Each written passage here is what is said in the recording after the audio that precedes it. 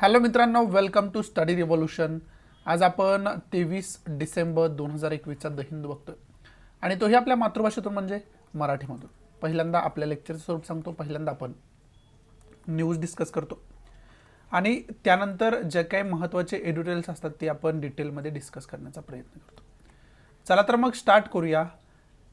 23 December 2021चा the Hindu आपल्याला काय सांगतोय बघू. पहिल्या न्यूजपासून डिस्कस करण्यास सुरुवात करू. So let start. आपली पहिली न्यूज आहे ती विंटर सेशनची सांगता आताच झालेली आपल्याला पाहाव्यास मिळते.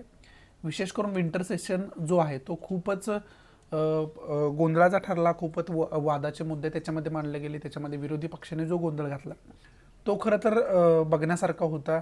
त्याच्यामध्ये खरं तर आपल्याला विचार करायला लावणार, पार्लमेंटरी सिस्टीमवरती आपल्याला विचार करायला लावणारा खरं तर हा विंटर सेशन मानला जातोय. आणि ज्यावेळेस याची सांगता होत होती त्यावेळेस गव्हर्नमेंटनं विरोधी पक्षांना जबाबदार धरलं की तुम्ही अशा प्रकारचा गदारोळ जो केला तो कुठंतरी आपल्या पार्लमेंटरी सिस्टमला, आपल्या डेमोक्रेसीला गालबोट लागणार होता. अशा प्रकारची टीका, वाद प्रतिवाद सुद्धा झालेला आपल्याला पाहावयास मिळालं. सॉरी. मग त्याच्यामध्ये विशेष करून चर्चा होण्यासारखं, त्याच्यामध्ये वाद होण्यासारखी जे काय मुद्दे मानले गेले, जे काय बिलं मानली गेली त्याचं आपल्याला लिस्टच दिलेली आपल्याला पाहावयास मिळते. ही जी लिस्ट मी सांगतोय तुम्हाला ती व्यवस्थितरित्या नोट डाऊन करा आणि या प्रत्येक बिलाविषयी तुम्हाला इन्फॉर्मेशन असायला पाहिजे. त्याच्यासाठी आपल्याला प्रत्येक बिलाविषयी डिटेल इन्फॉर्मेशनचा अभ्यास करणं गरजेचं आहे. पहिलं बिल होतं फार्म लॉ रिपील बिल, म्हणजे फार्म ॲक्ट जो आला होता तो रिपील करणारं बिल पहिल्यांदा मांडलं गेलं होतं. म्हणजे तो फार्म ॲक्ट आहे तो रद्द केला गेला. जो शेतकऱ्यांचा उद्रेक पाहिला, शेतकऱ्यांचा प्रोटेस्ट पाहिला सरकारनं, त्याला खरं तर विचारात घेऊन ते बिल आणलं गेलं होतं. त्याच्यावरून काय वाद प्रतिवाद झाले. त्यानंतर डॅम सेफ्टी बिल 2021 आणलं गेलं होतं. असिस्टेड रिप्रोडक्टिव्ह टेक्नॉलॉजी बिल 2021 होतं. त्यानंतर सरोगसी रेग्युलेशन बिल 2021 आहे. त्यानंतर national institute of pharmaceutical education and research bill 2021. त्यानंतर अप्रोप्रिएशन बिल 2021. सॉरी.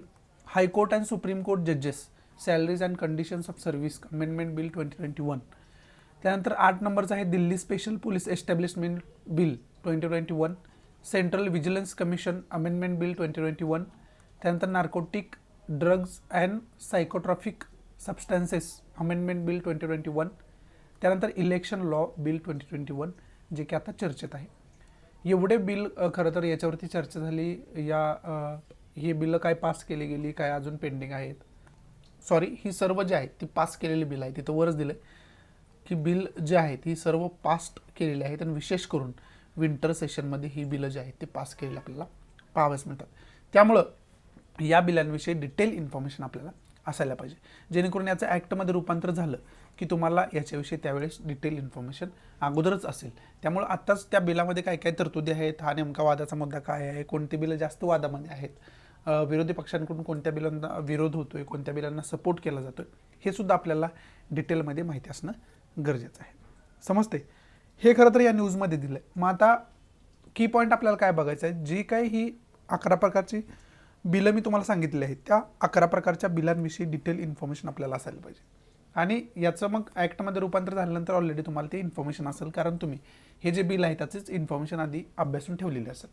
मग कोणत्याही ॲक्टचा, कोणत्याही बिलाचा अभ्यास करणं हे खरं तर पॉलिटीमध्ये येतं आणि पॉलिटीचा जो अभ्यास आहे तो आपण खऱ्या अर्थानं GS सेकंडमध्ये करतो. सॉरी.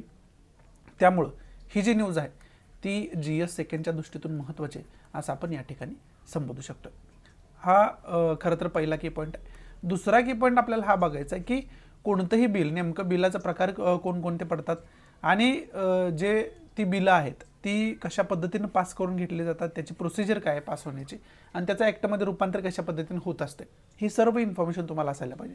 आणि त्याचासुद्धा एकंदरीत जो अभ्यास आहे आपण पॉलिटीमध्येच करत असतो. त्यामुळे ही न्यूज ऑलरेडी GS सेकंडच्या दृष्टीतून महत्त्वाची आहे असं मी ऑलरेडी तुम्हाला सांगून ठेवलेलं आहे. समजते तुम्हाला. एवढंच इम्पॉर्टंट खरं तर या न्यूजमधून आपण घेऊ शकतोय. आणि बाकी आणखी की पॉईंट आपल्याला जर काढायचं झाले तर आणखी की पॉईंट आपण काय काढू शकतोय, तर आपली जी पार्लमेंटरी सिस्टम आहे त्या पार्लमेंटरी सिस्टमविषयी आपल्याला डिटेल इन्फॉर्मेशन असायला पाहिजे. म्हणजे पार्लमेंटरी सिस्टम वर्क कसं करत असते, कार्य काय करत असते. मग आपल्या डेमोक्रेसीचे 3 पिलर आपल्याला त्या दृष्टीतून माहिती असायला पाहिजे आणि त्याच्यामध्ये पार्लमेंटरीचा काय रोल आहे हे डिटेलमध्ये माहिती असणं गरजेचं आहे. विशेष करून डेमोक्रेसीचा आपला 3 पिलर आपण मानतो आणि ते 3 पिलर कोणकोणते आहेत, तर त्याच्यामध्ये विधिमंडळ आहे, त्याला लॉ मेकिंग बॉडी असं आपण म्हणतो. त्यानंतर मंडळ आहे, त्याला आपण ज्युडिशरी असं म्हणतो. आणि त्यानंतर जो आहे ती खरं तर आपलं कार्यकारी मंडळ आहे, त्याला आपण एक्झिक्युटिव्ह म्हणतो. त्यामुळे हे जे 3 पिलर आहेत त्याच्याविषयी डिटेल इन्फॉर्मेशन म्हणजे त्याच्यामध्ये लॉ मेकिंग बॉडी असेल, ज्युडिशरी असेल आणि एक्झिक्युटिव्ह असेल, याच्याविषयी डिटेल इन्फॉर्मेशन आपण काढून ठेवणं कुठंतरी गरजेचं आहे. त्याचा सुद्धा एकंदरीत अभ्यास आपण पॉलिटीमध्ये करत असतोय. त्यामुळे एकंदरीत ही जी न्यूज बघितली तर ती आपण GS सेकंडच्या दृष्टीतून महत्त्वाचे आहे असं या ठिकाणी समजू शकतो. बाकी इम्पॉर्टंट याच्यामध्ये असं काही नाही आहे. त्यामुळे पुढची न्यूज महत्त्वाची कोणती बघूयात आपण. पुढची न्यूज आहे ती युनायटेड नेशन्स सिक्युरिटी काउन्सिलशी रिलेटेड न्यूज असलेली आपल्याला पाहावयास मिळते. मग विशेष करून युनायटेड नेशन्स सिक्युरिटी काउन्सिलमध्ये एक रिझोल्युशन पास केलं गेलं होतं आणि तालिबानची सत्ता जेव्हापासून अफगाणिस्तानमध्ये आले तेव्हापासून अफगाणिस्तानवरती काही सँक्शन्स लावण्यात आले होते आणि या रिझोल्युशनमध्ये ते सँक्शन विशेष करून काही मागं घेण्यात आले. त्याचं कारण हेच आहे की अफगाणिस्तानी लोकांचा त्याच्यामध्ये काही दोष नाही आहे. त्यामुळं त्यांच्यावरती अन्याय करणं, अशा प्रकारचे सँक्शन लावल्यामुळे त्यांचासुद्धा खूप मोठ्या प्रमाणात नुकसान होत आहे. त्यांनासुद्धा खूप मोठ्या प्रमाणात ऑलरेडी ते तालिबानला फेस करत आहेत आणि त्याच्यामध्ये जर त्या देशावरती आपण सँक्शन लावत असेल तर त्यांना इतर देश काय मदत करू इच्छितात, इतर देशांकडून काय मदत जाणार आहे ती सुद्धा मदत थांबलेली आहे. त्यामुळे त्या लोकांना तिथं मोठ्या प्रमाणात प्रॉब्लेम्सचा सामना करायला लागतोय, मोठ्या प्रमाणात आपण म्हणू शकतो की संकटाचा सामना करायला लागतोय. त्यामुळे खरं तर हे रिझोल्युशन आणलं गेलं युनायटेड नेशन सिक्युरिटी काउन्सिलमध्ये. आणि आत्ता विशेष करून ह्युमॅनिटेरियन ग्राउंडवरती म्हणजे मानवतेच्या ग्राउंडवरती खऱ्या अर्थानं इतर काही ऑर्गनायझेशन असतील, इतर काही देश असतील, ते अफगाणिस्तानी लोकांच्या मदतीसाठी पुढे सरसावू शकतायत, विशेष करून त्यांना मदत करू शकतायत एक मानवी आधारावरती. त्याच्याशी रिलेटेड खरं तर ही न्यूज होती. मग याच्यातून आता की पॉईंट काय घ्यायचे आहेत आपल्याला, तर युनायटेड नेशन सिक्युरिटी काउन्सिलविषयीची डिटेल इन्फॉर्मेशन आपल्याला असायला पाहिजे. विकिपीडियाच्या माध्यमातून ती इन्फॉर्मेशन आपण बघून ठेवायला पाहिजे. हा पहिला की पॉईंट आहे. दुसरा की पॉईंट काय बघायचं तर इंटरनॅशनल रिलेशनच्या दृष्टीतून इंडियाचे आणि अफगाणिस्तानचे रिलेशनशिप कशा पद्धतीचे आहे याची डिटेल इन्फॉर्मेशन आपण काढून ठेवणं कुठेतरी गरजेचं आहे. हा दुसरा की पॉईंट खरं तर आपला होऊ शकतो. तिसरा की पॉईंट आपल्याला हा बघायचा आहे की अफगाणिस्तानचं लोकेशन कशा पद्धतीने आहे, हे अफगाणिस्तानचं लोकेशन व्यवस्थितरित्या आपण बघून ठेवणं गरजेचं आहे. समजते, म्हणजे मॅप रिडिंग व्यवस्थितरित्या करून ठेवायला पाहिजे अफगाणिस्तानच्या लोकेशनच्या दृष्टीतून. समजते, त्यामुळं खऱ्या अर्थानं हे महत्त्वाचं आहे. हा तिसरा की पॉईंट आपला होऊ शकतो. आणि चौथा की पॉईंट आपला हा होऊ शकतो की अफगाणिस्तानची हिस्ट्री काय आहे, जी तालिबानची सत्ता येणं, त्यानंतर तालिबानची सत्ता जाणं, तिथं डेमोक्रेसी स्थापन होणं, परत तालिबानची सत्ता येणं, हे एक उतार चढाव कायम त्याच्या हिस्ट्रीमध्ये अफगाणिस्तानच्या राहिलेले आहे. त्यामुळं खरं तर त्याची हिस्ट्री माहिती आपल्याला असणं गरजेचं आहे.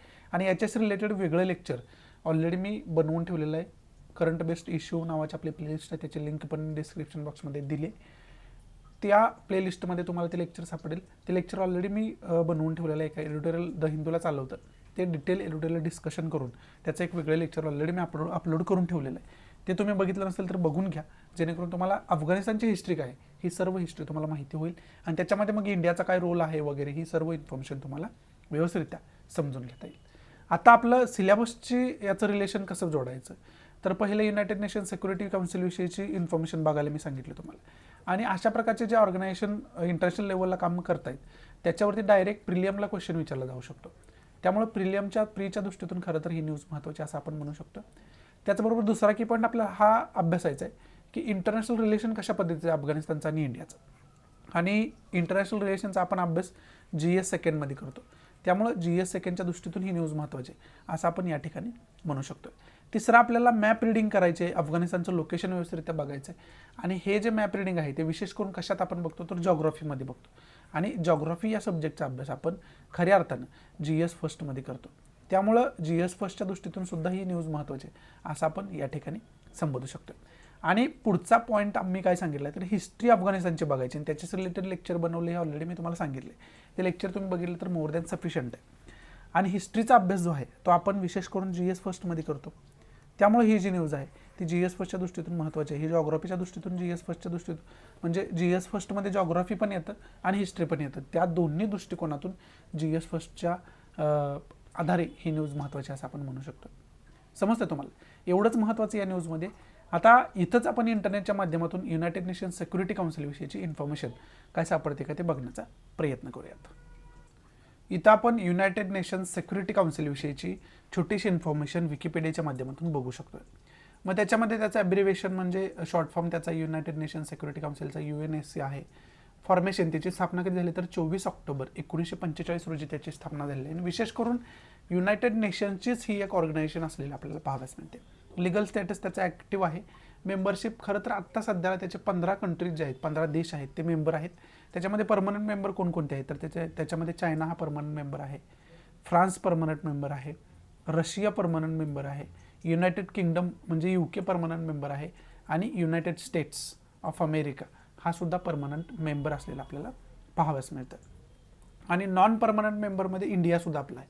त्याच्यामध्ये इस्टोनिया आहे, इंडिया आहे, त्याचबरोबर आयर्लंड आहे, केनिया आहे, मेक्सिको आहे, नायजर आहे, नॉर्वे आहे, आणि सेंट विन्सेंट ऑफ द ग्रेनाडाईन्स हा एक देश आहे. हा सुद्धा नॉन परमनंट मेंबरमध्ये येतो. आणि पुढं ट्युनिसिया आहे आणि व्हिएतनाम आहे, हे सुद्धा नॉन परमनंट मेंबरमध्ये कंट्री येतात. विशेष करून 15 पैकी ज्या पहिल्या 5 कंट्रीज आहेत त्या परमनंट मेंबर आहेत आणि बाकीच्या 10 कंट्री राहिलेल्या ज्या आहेत त्या नॉन परमनंट मेंबर आहेत. आणि युनायटेड नेशनचा इंडिया जर विचारला आपल्याला तर इंडिया हा नॉन परमनंट मेंबर असलेला आपल्याला पाहाव्यास मिळतो. म्हणजे इंडिया परमनंट मेंबर नाही, नॉन परमनंट मेंबर आहे, म्हणजेच टेम्पररी मेंबर आहे, असं आपण या ठिकाणी म्हणू शकतो. ही छोटीशी इन्फॉर्मेशन आपल्याला मोर दॅन सफिशियंट आहे युनायटेड नेशन्स सिक्युरिटी काउन्सिलविषयी कसा जरी क्वेश्चन विचारला तरी त्याचं यशस्वीरित्या उत्तर देण्यासाठी. एवढंच इम्पॉर्टंट या न्यूजमध्ये होतं. पुढची महत्त्वाची न्यूज कोणती बघूयात आपण. पुढची न्यूज आहे ती म्यानमारशी रिलेटेड न्यूज आहे. आणि कालच आपण द हिंदूमध्ये बघितलं होतं की आपले जे फॉरेन सेक्रेटरी आहेत हर्षवर्धन श्रिंगला हे खरं तर म्यानमारच्या भेटीवरती जाणार होते.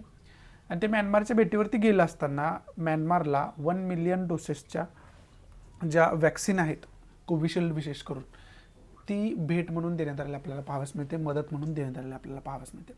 विशेष करून म्यानमारमध्ये गेल्या फेब्रुवारीमध्ये खऱ्या अर्थानं मिलिटरीची सत्ता तिथं स्थापन झालेली आपल्याला पाहाव्यास मिळते. आणि त्याच्या अंतर्गतच आंग सान सू की ज्या होत्या लीडर त्यांना जेलमध्ये पाठवलेलं आपल्याला पाहाव्यास मिळते. मग मिलिटरी सत्ता आल्यापासून तिथं मोठ्या प्रमाणात बातम्या बाहेर येतात की लोकांची हत्या कत्तल मोठ्या प्रमाणात होते, ह्युमन राईटचं व्हायोलेशन मोठ्या प्रमाणात होते. आणि त्याला अनुसरूनच खऱ्या अर्थानं हर्षवर्धन जे आहेत फॉरेन सेक्रेटरी आपले ते म्यानमारच्या भेटीवरती असलेले आपल्याला पाहाव्यास मिळते. आणि त्यामध्येच खरं तर वॅक्सिन मैत्री इनिशिएटिव्ह जे आहे आपलं त्याच्या अंतर्गत म्यानमारला 1 मिलियन म्हणजे 1 दशलक्ष डोसेसचा आपण मदत केलेली आपल्याला या ठिकाणी या न्यूजमध्ये सांगितलेलं आपल्याला पाहाव्यास मिळते. वॅक्सिन मैत्री इनिशिएटिव्हचा अनेक इतर कंट्रीसुद्धा भाग झालेला आपल्याला पाहाव्यास मिळते. त्याच्यामध्ये बांगलादेश आहे, भूतान आहे, नेपाळ आहे, की या अंतर्गत आपण या देशांना सुद्धा वॅक्सिन पुरवलेलं आहे, मदत म्हणून पुरवलेलं आपल्याला पाहाव्यास मिळते. मग आता याच्यामधून की पॉईंट आपल्याला काय घ्यायचा आहे तर पहिला की पॉईंट आपल्याला हा घ्यायचा आहे की वॅक्सिन मैत्री इनिशिएटिव्ह काय आहे याची डिटेल इन्फॉर्मेशन आपल्याला असायला पाहिजे. याच्यावरती डायरेक्ट प्रिलियमला क्वेश्चन विचारला जाऊ शकतो, त्यामुळे प्रीच्या दृष्टीतून हे महत्त्वाचं आहे, ते आपण बघून ठेवायला पाहिजे. दुसरा की पॉईंट काय तर इंटरनॅशनल रिलेशनच्या दृष्टीतून आपल्या शेजारील कंट्रीज ज्या आहेत त्याच्यामध्ये भूतान, नेपाळ, बांगलादेश हे शेजारीलच कंट्री आहेत. त्याच्याबरोबर शेजारील म्हटलं तर चायना शेजारीलच कंट्री आहे आपली, पाकिस्तान शेजारीलच कंट्री आहे, अफगाणिस्तान शेजारील कंट्री आहे. मग यांच्याबरोबर इंटरनॅशनल रिलेशन आपलं कशा पद्धतीचं आहे याचा सुद्धा अभ्यास करून ठेवणं आपल्याला गरजेचं आहे. आणि इंटरनॅशनल रिलेशनचा जो अभ्यास करणं आहे ते खरं तर GS सेकंडच्या दृष्टीतून महत्त्वाचं आहे असं आपण या ठिकाणी म्हणू शकतो. म्हणजे GS सेकंडच्या दृष्टीतून ही जी न्यूज आहे ती महत्त्वाची आहे असं आपण या ठिकाणी संबोधू शकतो. बाकी पुढं बोलायचं झालं तर आणखी तिसरा की पॉईंट जर आपल्याला काढायचं झालं तर या कंट्रीचं लोकेशन कशा पद्धतीने आहे, इंडियाला शेजारी बॉर्डर लाईन टच करणाऱ्या नेमक्या कंट्री कोणकोणत्या आहेत त्याचा एक मॅप आपण व्यवस्थितरित्या बघून ठेवणं कुठंतरी गरजेचं आहे. समजते तुम्हाला, त्या दृष्टीतून आपण अभ्यास करून व्यवस्थितरित्या त्याचा ठेवू शकतो खऱ्या अर्थानं. त्यामुळे तिसरा की पॉईंट खरं तर जॉग्राफीच्या दृष्टीतून महत्त्वाचं आहे. त्यामुळं जॉग्राफीचा अभ्यास आपण कशा अंतर्गत करतो तर GS फर्स्टच्या अंतर्गत करतो. त्यामुळे ही जी न्यूज आहे ती GS फर्स्टच्या दृष्टीतून सुद्धा महत्त्वाची आहे असं आपण या ठिकाणी म्हणू शकतो. बाकी इम्पॉर्टंट या न्यूजमध्ये असं काही नाही आहे. विशेष करून म्यानमार न्यूजमध्ये काय आहे तर म्यानमार सांगायचं राहील, म्यानमारसुद्धा आपली शेजारील कंट्री आहे, त्याच्यावरतीच खरं तर खऱ्या अर्थाने ही न्यूज आहे. आणि म्यानमारमध्ये मिलिटरी गव्हर्नमेंट ज्याला झुंता असं म्हणतात जेव्हापासून आला आहे तेव्हापासून मोठ्या प्रमाणात तिथं ह्युमन राईटचं व्हायोलेशन होते, कत्तल मोठ्या प्रमाणात होते, अनेक लोकांची हत्या मोठ्या प्रमाणात अशा प्रकारच्या न्यूज बाहेर येतात. त्यामुळे म्यानमार जास्त न्यूजमध्ये, त्यामुळं खऱ्या अर्थानं म्यानमारचे रिलेटेड इन्सिडेंट काय आहे, म्यानमारचे रिलेटेड केस स्टडी काय आहे, ही सुद्धा आपल्याला डिटेलमध्ये माहिती असणं कुठंतरी गरजेचं आहे. एवढंच इम्पॉर्टंट या न्यूजमध्ये. पुढची महत्त्वाची न्यूज कोणती बघूयात आपण.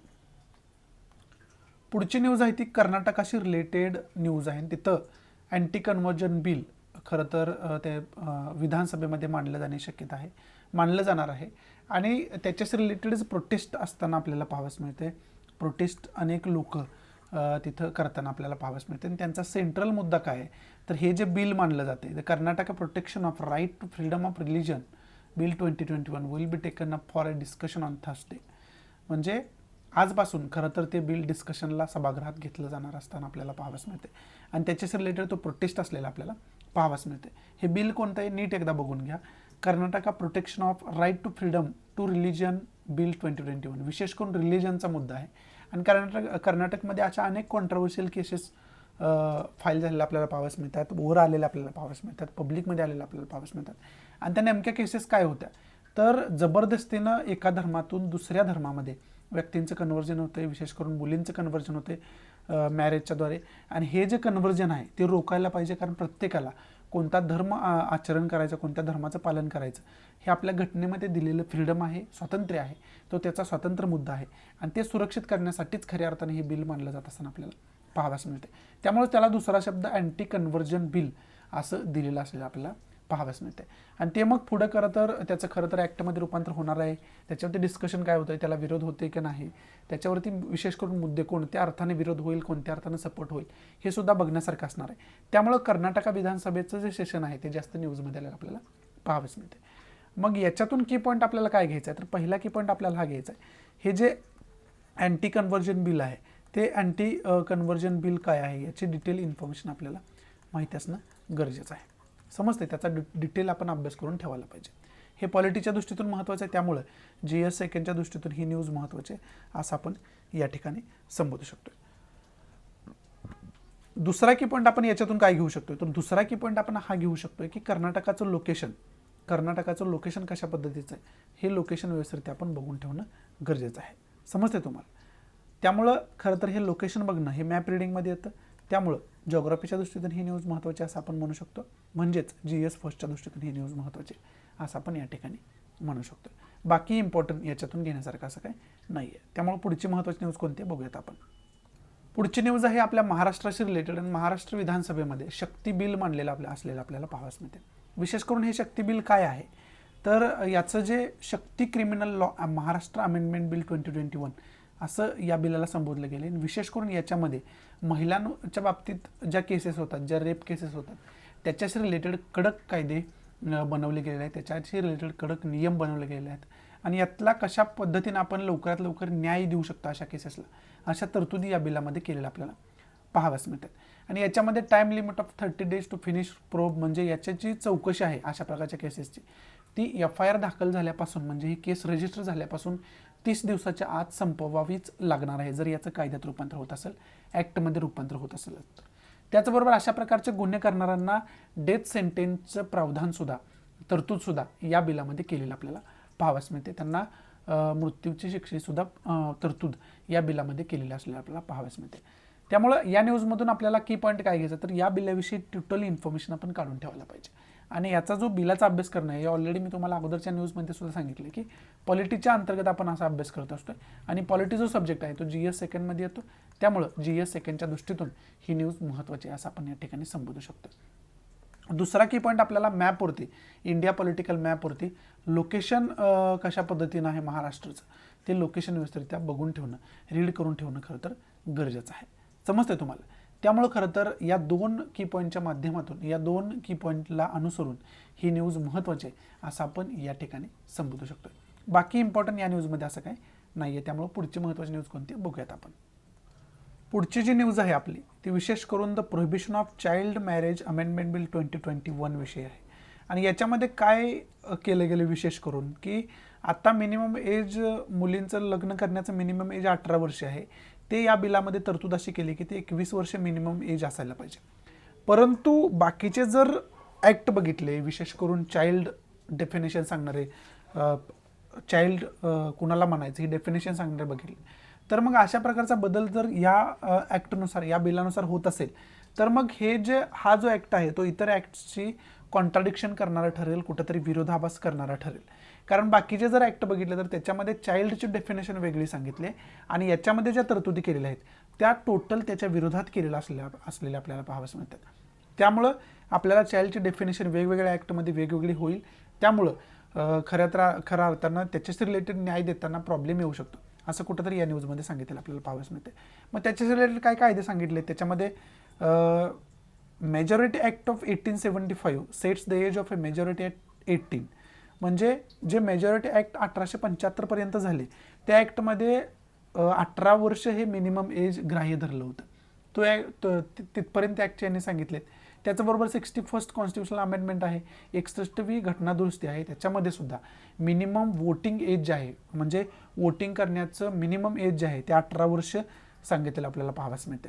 म्हणजेच काय केलं तर 18 वर्ष मिनिमम एज सांगितले म्हणजे 18 वर्षांपर्यंत जी व्यक्ती आहे तो पुरुष असू द्या किंवा स्त्री असू द्या ती सुदृढ होत असते, सज्ञान होत असते आणि स्वतःच्या विचारावरती निर्णय घेऊ शकते. या अर्थाने हे एज डिफाईन केले गेलेले आहेत. त्याचबरोबर पोक्सो ॲक्टचा उल्लेख इथं केला आहे 2012 अँड जेव्हेनाईल जस्टिस ॲक्ट 2015चा उल्लेख केला आहे. त्याच्यामध्ये सुद्धा जेव्हेनाईल कुणाला म्हणायचं नाही, लहान कुणाला म्हणायचं नाही, तर 18 वर्ष ज्यांनी पूर्ण केलेली आहेत त्यांना लहान आपण म्हणू शकत नाही, चाइल्ड आपण म्हणू शकत नाही, अशी तरतूद त्याच्यामध्ये केलेली आपल्याला पाहावयास मिळते. त्याचबरोबर राईट टू एज्युकेशन ॲक्ट 2009 आहे. Say child is a someone between the age of 6 and 14. म्हणजे इथं काय सांगितलं आहे की चाइल्ड कोणाला म्हणायचं, लहान कोणाला म्हणायचं, तर 6 ते 14 वर्षांच्या दरम्यानची जी मुलं असतात त्यांना आपण चाइल्ड म्हणू शकतो, लहान मुलं असं संबोधू शकतो. म्हणजे एकंदरीत स्टँडर्ड एज जे आहे संज्ञान होण्याचं ते प्रत्येक ॲक्टचा जर आपण विचार केला तर ते 18 वर्षच असलेलं आपल्याला पाहावयास मिळते. त्याचबरोबर पुढचा ॲक्ट जो दिला आहे तो चाइल्ड लेबर अमेंडमेंट ॲक्ट 2016चा दिला आहे. त्याच्यामध्ये सुद्धा 14 ते 18 वर्षांच्या दरम्यान जी कोणी असतं त्यांना चाइल्ड ग्राह्य धरलेलं आपल्याला पाहावयास मिळतं. म्हणजे एकंदरीत 18 वर्ष जे आत्ता आपण सेट केलेलं आहे ते स्टँडर्ड आहे, त्याच्यामध्ये कोणत्याही प्रकारचा बदल करण्याची काही गरज नाही, असाच सूर लावणारी ही न्यूज असलेली आपल्याला पाहावयास मिळते. असंच कुठंतरी सांगणारी ही न्यूज आपल्याला पाहावयास मिळते. आणि आत्तापर्यंत जे अभ्यास करून आपण ॲक्ट केलेले आहेत, कायदे केलेले आहेत, ते सुद्धा ॲक्ट आपल्याला असं सांगत आलेले आहेत, आतासुद्धा सांगत असताना पाहावयास मिळत आहेत. मग जर आपण the prohibition of child marriage amendment bill 2021 आणत असेल, अशा प्रकारचा ॲक्ट आणत असेल आणि त्याच्यामध्ये 21 वर्षे जर तरतूद करत असेल तर मग टोटल आपण चाइल्डची डेफिनेशन तर बदलत नाही आहेत ना, चाइल्डची टोटल डेफिनेशन आपण बदलतोय, अशा प्रकारचा विरोधाभास निर्माण झालेला आपल्याला पाहावयास मिळते. ते सांगणारीच खरं तर ही न्यूज असलेली आपल्याला पाहावयास मिळते. मग आता आपल्याला याच्या अगोदरच मी तुम्हाला सांगितलं की हा जो चाइल्ड मॅरेज अमेंडमेंट बिल 2021 आहे, हे जे बिल आहे ते बिल व्यवस्थितरित्या अभ्यास करून याचं बिलाचा आपण ठेवायला पाहिजे. पॉलिटिक्सच्या दृष्टीतून ते खूप महत्त्वाचं होऊन बसतं. हे जास्त कॉन्ट्रोवर्शियल मुद्दासुद्धा आताच असलेला पाहावयास मिळतोय सभागृहामध्ये. त्याच्यामध्ये डिबेटसुद्धा, चर्चासुद्धा खूप मोठ्या प्रमाणात झालेली आपल्याला पाहावयास मिळाली.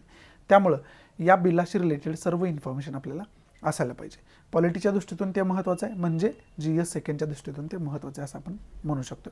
त्याचबरोबर इथं जे मी तुम्हाला ॲक्ट सांगितले ते सर्व ॲक्ट आपण अभ्यास करून ठेवायला पाहिजे. त्याचं एकंदरीत महत्त्व काय ते महत्त्व आपण अभ्यास करून ठेवायला पाहिजे. ते खरं तर खूप महत्त्वाचं होऊन बसतं. त्यामुळं एकंदरीत हे जे चाइल्डशी रिलेटेड महत्त्वाचे ॲक्ट आहेत ना, लहान मुलांशी रिलेटेड जे ॲक्ट आहेत महत्त्वाचे ते आपण अभ्यास करून ठेवायला पाहिजे. विशेष करून ते खूप महत्त्वाचे होऊन बसतात आणि ते सुद्धा GS सेकंडच्या दृष्टीतून महत्त्वाचं आहे.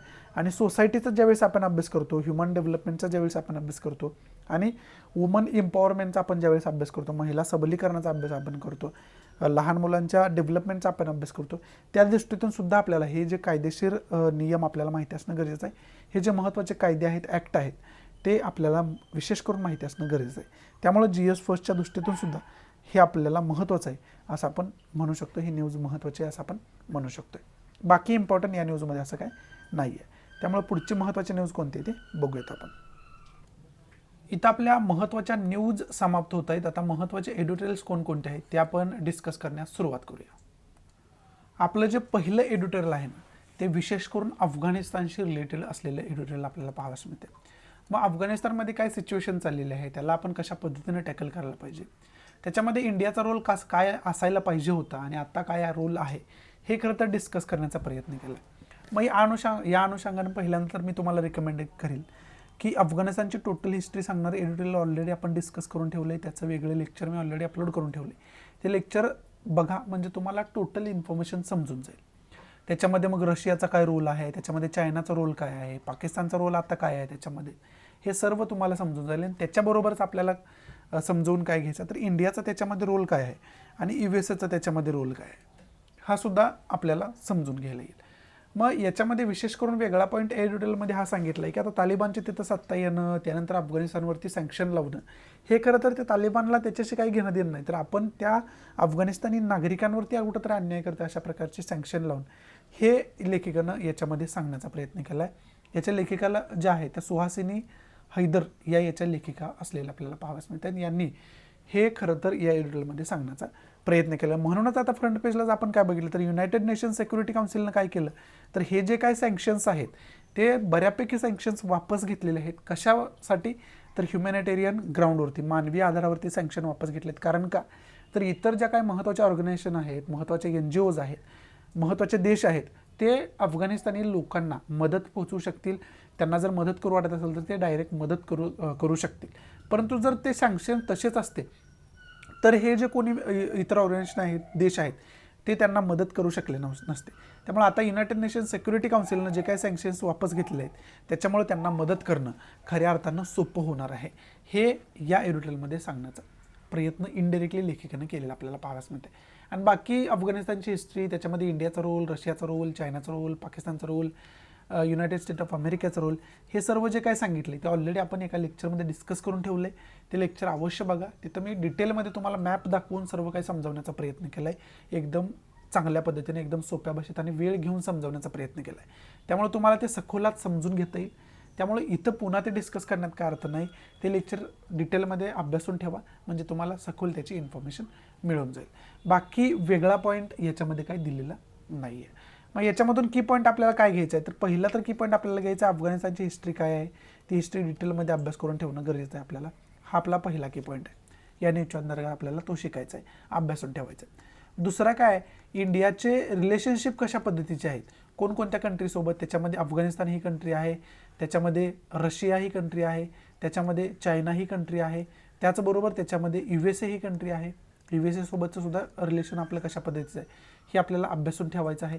त्याचबरोबर जर विचार केला तर पाकिस्तान ही एक कंट्री आहे, पाकिस्तानसोबतचं रिलेशन आपलं कशा पद्धतीचं आहे याचासुद्धा आपल्याला अभ्यास करून ठेवायचा. आणि हा जो सर्व अभ्यास आहे तो आपण कशाच्या अंतर्गत करून ठेवणार आहोत, इंटरनॅशनल रिलेशनच्या अंतर्गत आपण तो अभ्यास करून ठेवणार आहोत.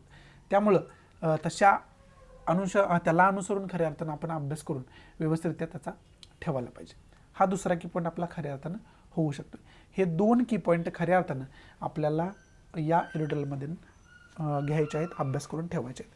आणि अफगाणिस्तान हा जो मुद्दा आहे तो हिस्ट्री जर याची आपण बघितली तर पाच अनेक वर्षांपासून हा ज्वलंत मुद्दा राहिलेला. अफगाणिस्तानमध्ये ज्या काही कारवाई होत राहिलेल्या आहेत, तालिबाननं जो काय तिथं टेररिस्टना आसरा दिलेला आहे, सहकार्य करण्याचा प्रयत्न केलेला आहे, त्याच्यामध्ये इंडियाला सुद्धा त्याची झळ मोठ्या प्रमाणात सोसावी लागलेली आहे.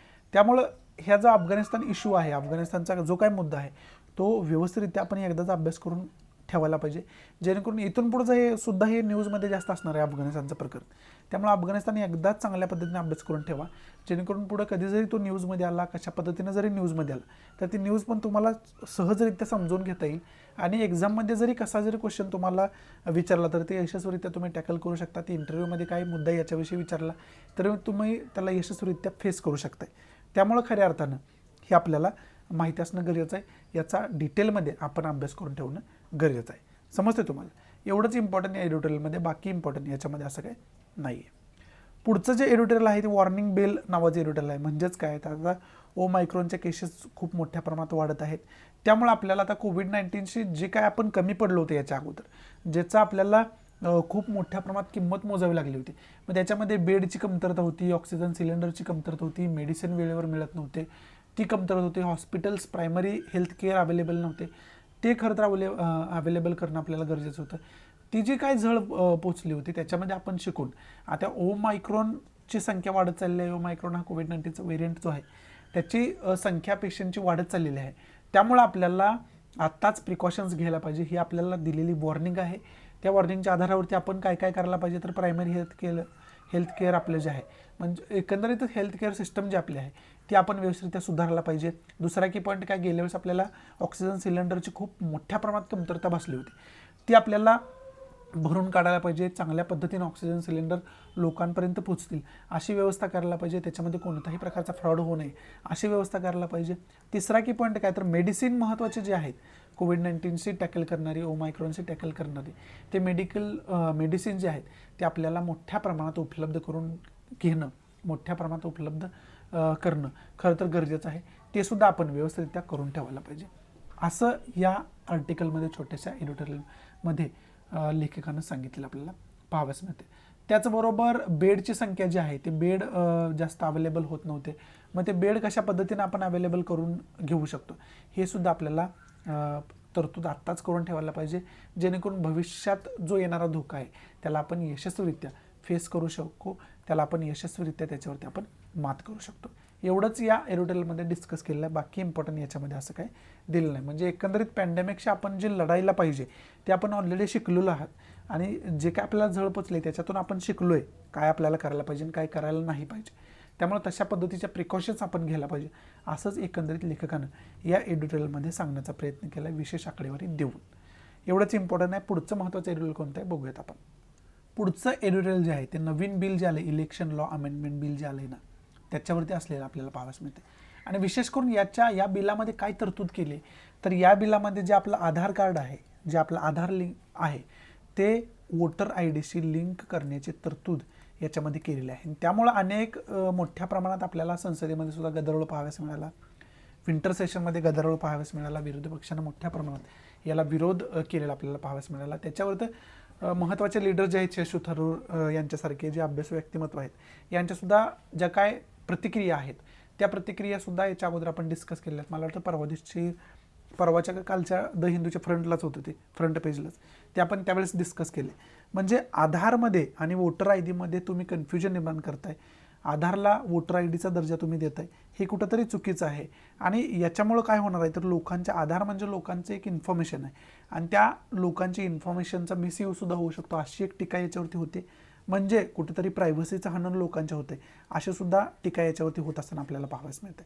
त्याचबरोबर दुसरी टीका याच्यावरती काय होते तर विशेष करून लोकांचे जे इन्फॉर्मेशन आहे त्याच्या आधारे त्याचा मिसयूज करून पॉलिटिकल अजेंडा केला जाऊ शकतोय, पॉलिटिकल त्याचा उपयोग करून घेतला जाऊ शकतोय असे सुद्धा टीका याच्यावरती होत असताना आपल्याला पाहावयास मिळते.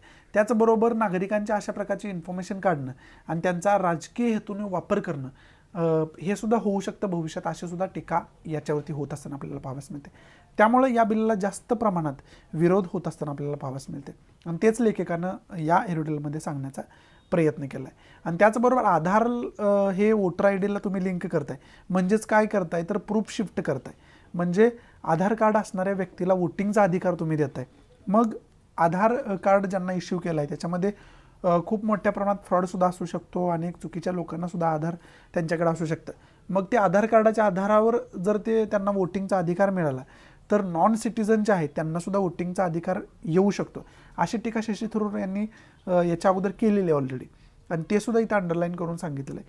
तसं जर झालं तर मोठा गोंधळ निर्माण होऊ शकतो आणि डायरेक्ट आपली डेमोक्रेसी जी आहे, लोकशाही जी आहे तीच डायरेक्ट धोक्यात येऊ शकते अशी सुद्धा टीका या बिलावरती होत असताना आपल्याला पाहावयास मिळते. आणि अशा प्रकारचं अमेंडमेंट बिल जे इलेक्शन लॉ अमेंडमेंट बिल जे आपण आणतोय हे इनडिरेक्टली आपण काय करतोय तर 1950चा जो representation of the people act आहे त्याच्यामध्येच डायरेक्ट आपण इनडिरेक्टली आपण खरं तर अमेंडमेंट करतोय, दुरुस्ती करतोय आणि त्याच्यामध्येच डायरेक्ट आपण बदल करतोय असं सुद्धा एक वेगळा पॉईंट लेखिकेनं इथं सांगितलेलं आपल्याला पाहावयास मिळते. वृंदा भंडारी यांनी या ठिकाणी सांगितलेलं आपल्याला पाहावयास मिळतं. समजते एवढंच इम्पॉर्टंट आहे. म्हणजे एकंदरीत मध्यवर्ती कल्पना याचे काय, मध्यवर्ती सेंटर पॉईंट याचं काय तर इलेक्शन लॉ अमेंडमेंट बिल आहे, त्याचे निगेटिव्ह पॉईंट्स काय आहे, त्याचे पॉझिटिव्ह पॉईंट काय आहेत हे आपण करून ठेवायचे, ते ऑलरेडी तुम्हाला मी सांगितलेलं आहे. त्यामुळं त्याचा डिटेलमध्ये अभ्यास करून ठेवा, त्याच्यावरती कशाही पद्धतीने क्वेश्चन विचारला जाऊ शकतो, ते तुम्हाला सखोल इन्फॉर्मेशन मग त्याचे असणं कुठेतरी गरजेचं आहे. समजते. हा पहिला की पॉईंट झाला आपला. आणि दुसरा की पॉईंट काय तर दुसरा ॲक्ट आहे तो representation of the people act 1950, 1950चा रिप्रेझेंट ऑफ पीपल ॲक्ट काय आहे तो सुद्धा आपण डिटेलमध्ये अभ्यास करून ठेवायला पाहिजे. समजते. हे दोन की पॉईंट खऱ्या अर्थानं आपण अभ्यास करून ठेवायला पाहिजे. आणि बाकी म्हटलं तर आधारचा मुद्दा इथं आहे, मग UIDची इन्फॉर्मेशन आपल्याला असायला पाहिजे. आधार कशाच्या म्हणजे कोणत्या बेसिसवरती आता आपल्याला आधार कार्ड देण्यात आलं होतं, त्याचं काय महत्त्व आहे, हे सर्व इन्फॉर्मेशन आपल्याला असायला पाहिजे. एवढंच इम्पॉर्टंट याच्यामध्ये आहे, बाकी इम्पॉर्टंट असं काही नाही आहे. पुढचं जे छोटंसं एडिटोरियल आहे ते छोटंसं एडिटोरियल आलं आहे कशावरती, तर श्रीलंकेमध्ये खरं तर आपले काही फिशरमन्स त्यांच्या हद्दीत घुसून मासेमारी करत होते असा आरोप लावून त्यांना अटक करण्यात आलेली आहे. त्यांना त्यांच्या ताब्यात घेण्यात आलेलं आहे, त्यांच्यावरती काही कारवाई कायदेशीर करण्यात आली आणि त्याच्याच रिलेटेड आपल्या एम्बेसीचे जे अधिकारी आहेत ते सुद्धा श्रीलंकेत जे आहेत ते त्या लोकांना भेटून आले, त्यांच्याशी चर्चा करून आले, त्यांचे सिच्युएशन बघून आले. त्यामुळं खरं तर ते जास्त न्यूजमध्ये होतं. त्याची इन्फॉर्मेशन ऑलरेडी मी तुम्हाला देऊन ठेवलेली आहे. मग याच्यातून आपल्याला काय बघून ठेवायचं आहे, तर श्रीलंकेचं लोकेशन व्यवस्थित बघून ठेवायचं आहे. इंडिया श्रीलंका इंटरनॅशनल रिलेशन कशा पद्धतीचं आहे ते आपल्याला डिटेलमध्ये अभ्यास करून ठेवायचं आहे. समजते तुम्हाला, एवढंच इम्पॉर्टंट या एडिटोरियलमध्ये आहे. आणि या नोटवरती मग आजच्या महत्त्वाच्या न्यूज आणि आजचे महत्त्वाचे एडिटोरियल इथं समाप्त होत आहेत. आता जसं की आपलं ठरलं आहे की आपल्या डिस्कशनच्या शेवटी आपल्याला इंडिया पॉलिटिकल मॅपचं रिडिंग करायचं आहे. जे काही महत्त्वाचे स्टेट न्यूजमध्ये होते ते त्याचं लोकेशन बघायचं आहे आणि त्याचबरोबर वर्ल्ड मॅपचं सुद्धा रिडिंग करायचं आहे. महत्त्वाचे लोकेशन्स आपल्याला लोकेट करायचे आहेत. मग ते बघूया आणि आपलं लेक्चर समाप्त करूयात. बघूयात मग ते आपण. इथं आपण इंडिया पॉलिटिकल मॅप बघू शकतो आणि त्याच्यामध्ये मग आपल्याला कोणकोणत्या गोष्टी महत्त्वाच्या करून बघायच्या आहेत. तर त्याच्यामध्ये स्टेट महत्त्वाच्या न्यूजमध्ये कोणते होत्या, तर महाराष्ट्र न्यूजमध्ये होता जास्त आज म्हणलं तर. महाराष्ट्र न्यूजमध्ये होता, कर्नाटक न्यूजमध्ये होता. कर्नाटकमध्ये जे बिल मानले त्याच्यावरून आणि महाराष्ट्रामध्ये जे बिल शक्ती बिल मानले त्याच्यावरून महाराष्ट्र न्यूजमध्ये होतं. मग त्याचं लोकेशन आपण इथं बघतोय. महाराष्ट्राचे शेजारील राज्यांचा विचार केला त्याच्यामध्ये गोवा आहे, कर्नाटक आहे, आंध्र प्रदेश आहे, इकडे छत्तीसगड आहे, इकडे मध्य प्रदेश आहे, इकडे गुजरात आहे. ही खरं तर महत्त्वाचे शेजारील राज्य आहेत आणि किनारपट्टी जी लाभली ती अरेबियन सीची किनारपट्टी महाराष्ट्राला लाभलेली आपल्याला पाहाव्यास मिळते. कर्नाटकचं लोकेशन बघितलं तर त्याचे शेजारील स्टेट बघितले तर त्याच्यामध्ये गोवा आहे, महाराष्ट्र आहे, तेलंगणा इथं एक स्टेट आहे, इथं दिलं नाही पण इथं तेलंगणा हे जे आहे तो तेलंगणाचा एरिया आहे. तेलंगणा स्टेट आहे. महाराष्ट्र शेजारील स्टेटमध्ये तेलंगणासुद्धा येतं, आंध्र प्रदेश नाही येत. ते सुद्धा चुकून मी सांगितलं आहे तुम्हाला.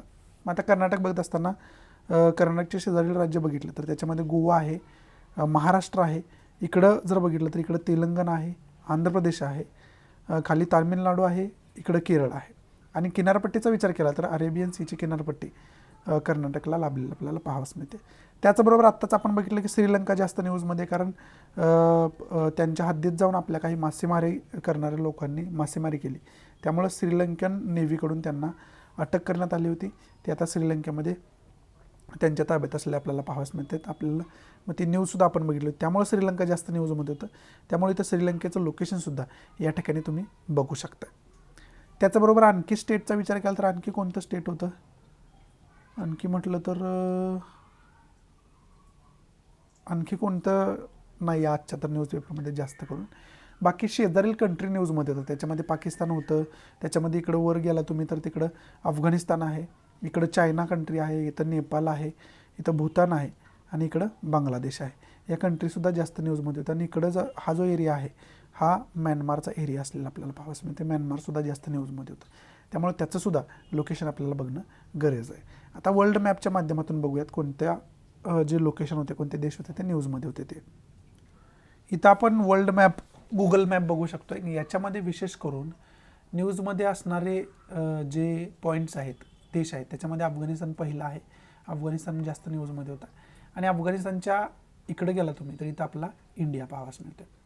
बाकी शेजारील कंट्रीचा जर आपण विचार केला तर त्याच्यामध्ये पाकिस्तान आहे, त्यानंतर इकडं उझबेकिस्तान आहे, तुर्कमेनिस्तान आहे, हा जो एरिया आहे तो ताजिकिस्तानचा एरिया आहे, इकडे इराण आहे. हा जो एरिया आहे तो कॅस्पियन सीचा एरिया आहे. थोडं झूम करून बघूया म्हणजे आपल्याला व्यवस्थितरित्या हे समजून घेता येईल. त्याच्यामध्ये इथं तुम्ही बघू शकता ताजिकिस्तानचा एरिया जसं की मी तुम्हाला सांगितलं होतं. आणि हा कॅस्पियन सीचा एरिया आहे. इकडे ब्लॅक सी आहे, इकडे तैरेनियन सी आहे, मेडिटरेनियन सी आहे, इथं पर्शियन गुल्फ आहे, गुल्फ ऑफ ओमानचा एरिया हा आहे, इकडे गुल्फ ऑफ ॲडन आहे, रेड सी आहे आणि हा जो एरिया आहे तो अरेबियन सीचा एरिया असल्या आपल्याला पाहावयास मिळतो. हे आपण अफगाणिस्तानचं लोकेशन व्यवस्थितरित्या बघण्याचा प्रयत्न केला कारण ते अफगाणिस्तान जास्त न्यूजमध्ये होतं. त्यानंतर जास्त न्यूजमध्ये काय आहे तर म्यानमार आहे. मग ते म्यानमारचं सुद्धा लोकेशन आपल्याला बघणं खरं तर गरजेचं आहे. मग ते म्यानमारचं लोकेशन व्यवस्थितरित्या बघून घेऊया. काय झालं याला, हां. मग आता म्यानमारच्या शेजारील महत्त्वाच्या कंट्रीचा विचार केला तर त्याच्यामध्ये इथं आपण बांगलादेश पाहू शकतोय. हा जो एरिया टच करतो तो इंडियाचा एरिया आहे त्यामुळे इंडियासुद्धा शेजारील कंट्री आहे. त्याचबरोबर इकडं लाओस आहे, इकडं थायलंड आहे. किनारपट्टी जी म्यानमारला लाभलेली आहे थोडीफार, इथं थोडीफार नाही जास्तच लाभले. बे ऑफ बेंगॉलची किनारपट्टी लाभलेलं पाहावयास मिळते. आणि इकडे जर बघितलं तर चायनासुद्धा शेजारील कंट्री असलेलं आपल्याला पाहावयास मिळते. त्यामुळे ही चायनासुद्धा आपल्याला माहिती असणं कुठेतरी गरजेचं आहे. आणि बाकी इंडियाच्या शेजारील कंट्री म्हटलं तर त्याच्यामध्ये बांगलादेश न्यूजमध्ये होतं, मागास बघितलं, भूतान होतं, कारण यांना आपण मैत्री इनिशिएटिव्हच्या अंतर्गत वॅक्सिनची मदत पुरवली होती, पुरवतोय अजूनसुद्धा, विशेष करून म्यानमारला. त्यामुळे म्यानमारचं लोकेशन बघितलं, बांगलादेशसुद्धा त्यामुळे न्यूजमध्ये आलं, बांगलादेश बघितलं, इथं भूतान आहे, भूतानचं लोकेशन इथं आहे, इकडं नेपाळ आहे, इकडं चायनाचं लोकेशन आपण बघतोय, आणि पाकिस्तानचं ऑलरेडी बघितलं आहे, अफगाणिस्तानचं ऑलरेडी आपण बघितलं. ज्यावेळेस अफगाणिस्तानचं लोकेशन बघत होतं त्यावेळेस पाकिस्तानसुद्धा व्यवस्थितरित्या बघून घेतलं होतं आपण. ही आपण वर्ल्ड मॅपचं रिडिंग केलं, जशा काही न्यूज होत्या, ज्या पद्धतीनं एरिया न्यूजमध्ये होते त्या पद्धतीनं आपण ते खरं तर लोकेट करण्याचा प्रयत्न केला. त्याचबरोबर युनायटेड स्टेट ऑफ अमेरिका म्हणजे USA-सुद्धा न्यूजमध्ये होतं. इथं US आपल्याला पाहावयास मिळते, आणि इथून या ठिकाणी जर आपण गेलो तर इथं आपला इंडिया असलेला आपल्याला पाहावयास मिळते. त्यामुळे या ठिकाणी आपण USA-सुद्धा लोकेशन बघितलं. इकडे कॅनडा आहे, इकडं मॅक्सिको आहे, इथं गुल्फ ऑफ मेक्सिकोचा एरिया आपल्याला पाहावयास मिळते. इथं कॅरेबियन सीचा एरियासुद्धा पाहावयास मिळते. इकडं क्युबा कंट्री आहे, पोर्टोरिको इथं असलेला पाहावयास मिळते. हा जो एरिया आहे मधला तो नॉर्थ अटलांटिक ओशनचा एरिया आहे, आणि साऊथला गेला तर इथं साऊथ अटलांटिक ओशनचा एरिया असलेला आपल्याला पाहावयास मिळते. इकडं लॅब्राडोर सी आहे, इकडं हडसन बी असलेलं पाहावयास मिळतं आपल्याला. हा जो एरिया आहे तो मेडिटेरेनियनचा आहे, ऑलरेडी मी तुम्हाला सांगितलं. हा कॅस्पियन सीचा एरिया असलेला आपल्याला पाहावयास मिळते, हे सुद्धा सांगितलं आहे. ब्लॅक सीचा एरिया हा आहे. इकडं रेड सी आहे, गुल्फ ऑफ एडन आहे, ओमान, गुल्फ ऑफ ओमान आहे, पर्शियन गुल्फ आहे, ऑलरेडी आपण डिस्कस करून बसलेलो आहोत. त्यामुळं मॅप रिडिंगच्या माध्यमातून जे काय बघायचं ते ऑलरेडी आपण बघून ठेवलेलं आता या ठिकाणी. इथं आशा आहे की मी तुम्हाला चांगल्या पद्धतीनं आजचा द हिंदू समजावून सांगू शकलो असेल, आपल्या मातृभाषेतून म्हणजे मराठीमधून. आवडत असेल तर प्लीज लाईक करा, नसेल तर डिसलाईक करा, आणि डिसलाईक का केलं हे कमेंट बॉक्समध्ये नक्की सांगा, जेणेकरून तुमच्या इन्स्ट्रक्शननुसार त्याच्यामध्ये मी इम्प्रोव्हायझेशन करू शकेन. आणि प्लीज आपल्या जास्तीत जास्त मराठी विद्यार्थ्यांना शेअर करा, जेणेकरून सर्व मराठी विद्यार्थ्यांचा फायदा होऊ शकेल. आपला टेलिग्राम चॅनल आहे, टेलिग्राम ग्रुप आहे, तो पण जॉईन करा, जेणेकरून इतर काय अपडेट्स असतील, इतर तुमचे काय क्वेश्चन असतील ते तुम्हाला विचारता येतील. अपडेट्स काय असतील लेक्चरविषयी वेळोवेळी मिळत राहतील. सो या नोटवरती मी तुमच्या आजच्यापुरती रजा घेतो. भेटू आपण उद्याच्या द हिंदूच्या लेक्चरमध्ये. तोपर्यंत thanks for watching. Good bye, take care, जय हिंद.